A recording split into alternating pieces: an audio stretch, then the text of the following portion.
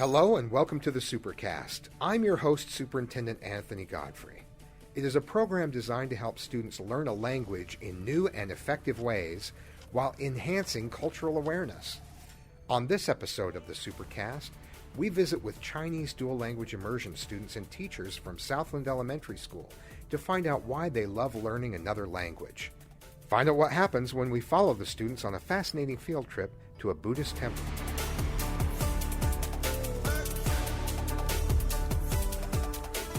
We're here with two teachers from Southland Elementary School on the field trip to the Cambodian Buddhist temple. Thank you very much for letting me join you. Go ahead and introduce yourselves, please. This is Xiaoyu Fan. I'm the 4th grade teacher at Southland. I'm Jia Wei from the Southland, 6th grade teacher. Tell me, what is the purpose of the field trip here? It's been really interesting hearing from them about the Buddhist religion and about the temple. Tell me about what you hope the students gain from this experience.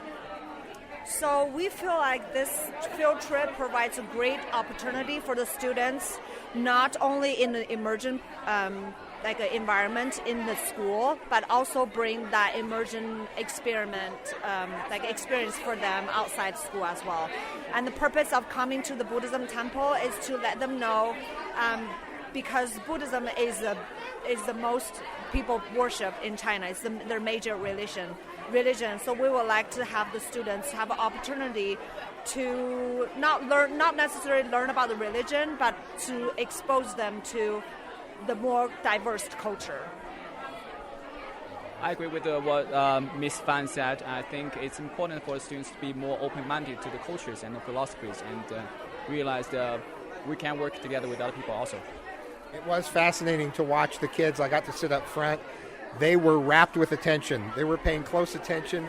They're fascinated by all of this. So I think it's really a rich cultural experience for them to be able to do this. So thank you for going to the work to make this possible. Thank you. It's an honor to have you to be here. Tell me about teaching here in the United States and teaching in the dual immersion program. To me, it's such an eye-opening experience because in China, usually you have one subject taught by one teacher. But here, we get to teach all different subjects in our language, in Chinese. And I think it's definitely seeing how much students learn, seeing how much students are able to say in Chinese, and seeing how much students love about the culture and learn about the culture and really immerse in that culture is very fascinating. Learning a foreign language for me has always been important.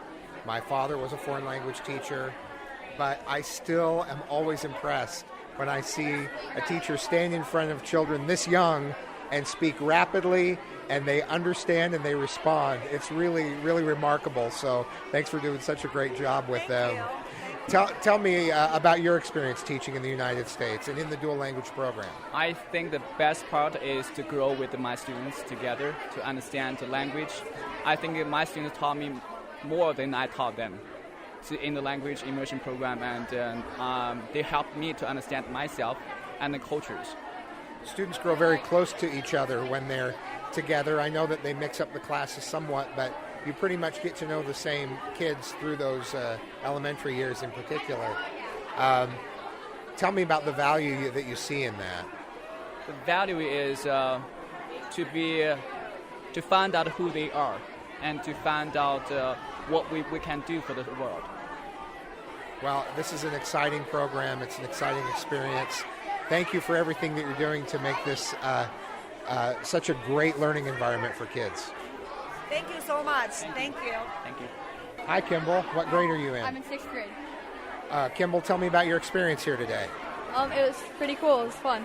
What are some of the things that you learned? I learned that the monk, anyone can be the monk. I thought just males could be the monk, but girls can also be the monk. And what did you learn about what it's like to be a monk? What is a monk's life like? You can't eat. You have to eat only at 12 o'clock or under, and you can't eat anything after that. It was the fasting all afternoon and evening that made me decide I don't think that's my path. Yeah, seriously. It's pretty impressive, though. Yeah, Tell me about being in the Chinese Dual Immersion program. It's great.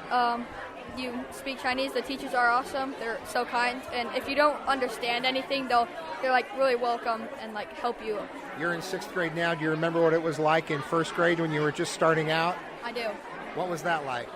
At first it was kind of weird. I remember the first day I was sitting there and I was like, can I speak English? Is that okay? Because I don't know any Chinese. And they were really nice. They were nice about it. Yeah. And now do you need to speak any English in class? Not really, no. Do you start to think in Chinese when you're not even in class? Yeah, but when I'm in English, I think in English. But when I do Chinese, I'm thinking in Chinese and saying Chinese. So you're able to switch back and forth? Yeah. Great. Teach me a little bit of Chinese here. Ni hao is hi. Ni hao. Zai qian is goodbye. Shai chen. Zai qian. Sai chen. Yeah. Okay. Um, And what's your favorite word? I like pinguo. It's Pinguo? apple. Just stands Pinguo? out. Yeah, pinguo.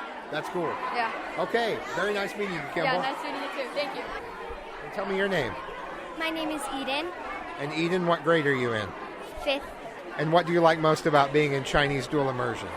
I don't know. I really love being in Chinese immersion because it's so fun to see what we have in common with Chinese culture, and also it's really fun to learn new things because it's like you can always learn new things and have something to look forward to.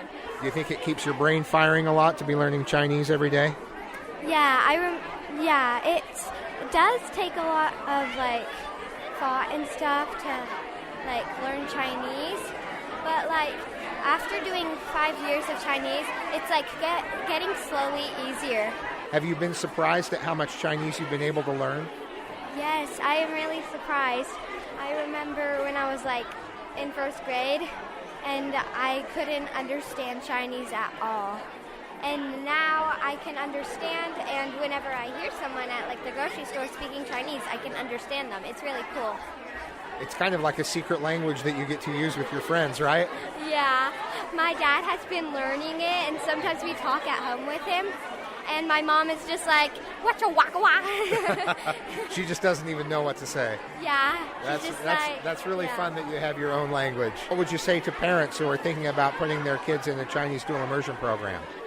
I'd say they should try it. It's okay if it's not like that easy for them. They can, but I always like to try new things, and I'm so glad that I tried it. It was really awesome. It may be hard at first because like it's a whole new language, you know. But like I know that if you can just keep going with it and try it, then you can do it. But like if it's way too hard, then that's okay. But yeah. I love your curiosity that you always want to learn new things. That's awesome. Thanks for talking with me. Thank you. Please introduce yourself. My name Ray. I am the director at the Utah Cambodian Community Buddhist Temple, and my job is to coordinate, help the monk and the priest and the community what they need for our temple in terms of operation and that kind of stuff. Thank you very much for allowing our students to come and visit today. You had some great questions from them. I do. The students here, they ask very good questions, and some of them look like they understand the philosophy and the basic one. And hopefully when they grow up, they study more, and then they have very open-minded. I like when you asked them about karma. Tell me about their answers. Oh, they are so good. They understand. They say, do good thing in life, many things come back in return. They call it good karma. Do bad thing in life, many bad things might come back. And he said that the bad karma. I said, wow, you understand it so good. I remember the first student said, if you do bad things, it will come back to haunt you. I thought that was a pretty good summary as well. That is correct. Correct. It's always, that's why I try to encourage students and all the members, hey, just do good. Help each other, whatever you can. Even talk to an elderly, donate a little bit. It makes you feel good. That's called good karma. Well, thank you for being so welcoming and allowing our students to be here. Oh, you're welcome. It's very good education. Thank you. Stay with us when we come back. More with our Chinese Dual Language Immersion students and a trip to Chinatown.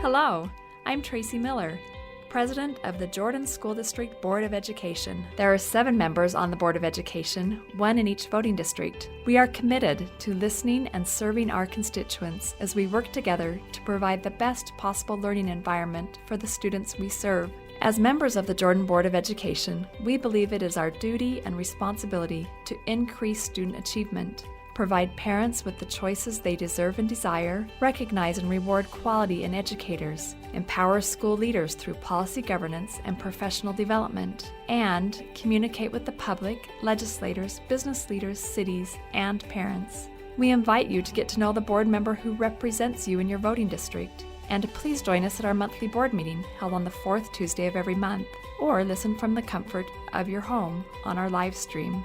For more information and to find your board member, visit jordandistrict.org. With parent and community input and support, we will continue our work to give students every opportunity to succeed in Jordan District schools and beyond. Thank you for your support. We look forward to seeing you soon. Now we are at the Chinatown market, is that correct? Yeah, that is absolutely right. All right, now tell me, this is a large grocery store with all Chinese products? Yes, it is the biggest one in the whole county. And tell me, what is the activity that the students are engaged in right now? Students going to learn the Chinese food and the merchandise, whatever they're interested, and they're going to bring something to the class and talk about that in the kiva. So do they get to kind of choose what is most interesting Yes. to them and then come back and Yes. explain it? Yes. Can we go take a walk down the aisle and you can show me something? All right, Absolutely. let's walk through. I wanted to stop by. Where is the market located? Okay, it's on the State Street in Salt Lake. See what we've got. I see belt fish here. I've never had belt fish. I've never seen that before. How about turbo fish? Nope. No turbo fish. Okay. So it's full of surprises for you as well. Yes. What are some things that you might have expected to find here that you can't see elsewhere?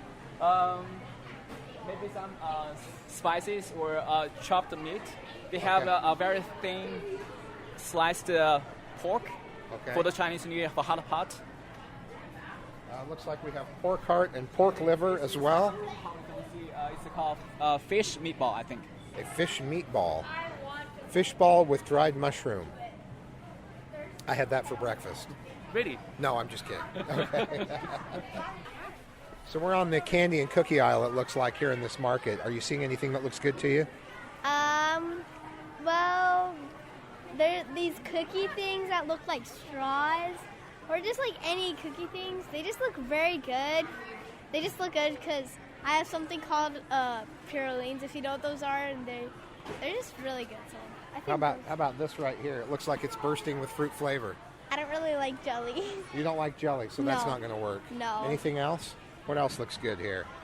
How about you? Egg rolls. Egg rolls. Crisp is what it says. Do crisp egg rolls sound good in a canister with a smiley face on it? I like the dogs. It's really cute. Okay, so the cute package. Maybe you can judge a snack by its package. Anything else look good to you guys? These like weird rice things they just look kind of like interesting to taste. They do look interesting. They're just kind of an odd cereal kind of stuck together. Because for me, I like trying new foods. Yeah? That's why it's like so fun to try Chinese candy and things. Does it Because I've never had it before. Does it surprise you that all this is available here, not that far from where you live? Kind of. I didn't know Chinatown was even a thing in Utah. Can you read the label for me? This one says Sha. That one says Ma.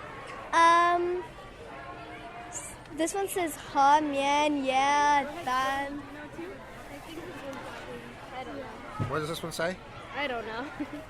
I think this one says, you should buy this, it will taste really good in your tummy. I mean, that's a rough translation. I don't think it says that, but good job. You tried. All right, thanks for making me feel good. All right, good luck shopping. Okay, thank you. All right, we're talking with one of the parents here volunteering on the field trip. Introduce yourself. My name's Amy Nicholson. Amy, you and I have met before, but you have several students in this program over the years, right? Yes, I do. I've had 2 of my own, and then I've had 3 nieces and nephews that I take care of after school that have been in the program. And tell me what impact this program has had on them. Oh, it's amazing. It's fantastic. I have been able to move forward quicker in college, and they've been able to use it in some job settings, and they love to use it at restaurants and be able to communicate. So I think it's a great asset for them. Have you seen an impact on their learning generally? I think that they did pick up reading better, and I think their communication skills are better. I think it gets the brain firing in a different way and opens you up to additional learning for sure. Yeah, I agree. Well, it's an exciting field trip, so let's get back to it. All right. Hey, thank you. We're on the cooking candy aisle, it looks like. Tell me, what should I be paying attention to? What's the best stuff here? Since you're American, you probably want to pay attention to sweet stuff. Oh, the sweet stuff. And you're okay. at the right spot. All right, we perfect. have chocolate, we have mochi, we have vanilla wafers, we have that one is called choco pie, but they're kind of like ding-dongs in the States. And they're all really good. Yep. Okay, what would challenge me the most? Seaweed. How about you try this one? This one, the seaweed. The big roll seaweed. Yeah, big roll of seaweed. Okay. That's like a entrepreneur level. It's like a entry level. Entry level. Yeah, next level up for you will be spicy, something spicy. Like a dried octopus or dried squid. Spicy dried octopus. Would you like to try that? That is out of range for me a little bit. That's not on this aisle, right? It's not on this aisle. What is the spicy dried octopus it's on section? Over there. Okay. I'll take you there. Okay, let's take a look. Oh, wow. This might be the next level for you. It's a little bit spicy. It's called salted egg salmon skin. Salted egg salmon skin. Yeah. Wow. So they take this huge salmon and they skin it. And then they dry the skin and they put some salted egg yolks on the outside for coating. Okay. And they dry it for a long time, and that's what it becomes like. It tastes kind of like a fish chip. Yeah, wow. And then we see these chips with a lobster on the front. Yes. What are the lobster chips? Supposedly they're made with lobster flavor. They're like lobster chips. Okay. Yeah. All right. They're good too. Well, there are lots of great delicacies here, and I can tell the kids are really excited to experience some different things. So this is a great experience for the students to immerse themselves not in the classroom setting, but also in the real setting. All these stuff that they see in books, but they don't know what they are. They don't know what they look like. So bring them here. It's like dream come true. Yeah, do you think some of them will come back and bring their family and continue to explore different foods here? For sure. Actually, before we came here, some of the students, because right now it's during Chinese New Year, they already brought their parents back here, and some of them actually made dumplings at home. They take pictures and send it to me. They're like, Mrs. Fan, look, they made dumplings at home. We celebrate Chinese New Year. Oh, that's awesome. So some of them actually already very familiar with this place. I've seen some students, they are like tour guide. They're touring their groups, telling them, this is what it is. This is what it is. This is really good. So it's really fun. It's fun for the kids to be tour guides for their family, like you said. Yeah. The learning goes well beyond the classroom. Congratulations. Thank That's you. fantastic. Thank you so much. Thank you. Thanks for joining us on another episode of the Supercast. Remember, education is the most important thing you'll do today. We'll see you out there.